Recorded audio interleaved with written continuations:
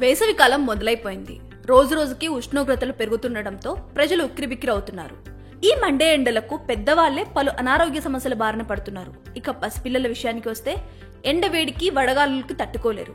ఈ సమయంలో తల్లులు చిన్నారుల విషయంలో కొన్ని జాగ్రత్తలు తీసుకోకపోతే వారు వేసవి మొత్తం పలు ఇబ్బందులు ఎదుర్కోవాల్సి వస్తుంది. కాబట్టి ఎండాకాలంలో ఎదురయ్యే అధిక ఉష్ణోగ్రతల నుంచి పసిపిల్లలను ఎలా కాపాడుకోవాలో ఈ వీడియోలో తెలుసుకుందాం. వేసవిలో ప్రధానంగా వేధించే సమస్య చెమట.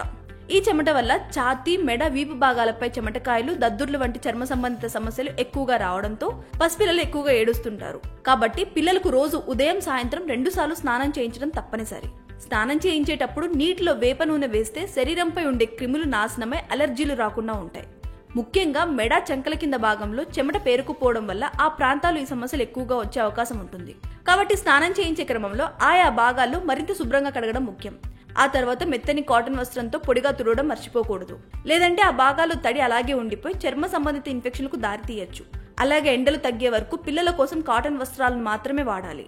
పిల్లలకు కాటన్ దుస్తులు వేయడం వల్ల అవి చెమటను పీల్చుకుని చెమటకాయలు కాకుండా ఉంటాయి. ఈ ఎండవేడికి తల్లి, బిడ్డ ఇద్దరు బయటికి వెళ్ళకపోవడమే మంచిది.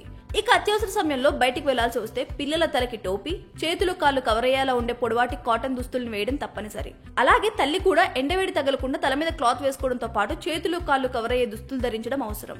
ఈ ఎండలకు శరీరం డీహైడ్రేషన్ కు గురవుతుంటుంది. కాబట్టి తల్లులు పిల్లలకు పాలు పట్టిస్తూ ఉండాలి.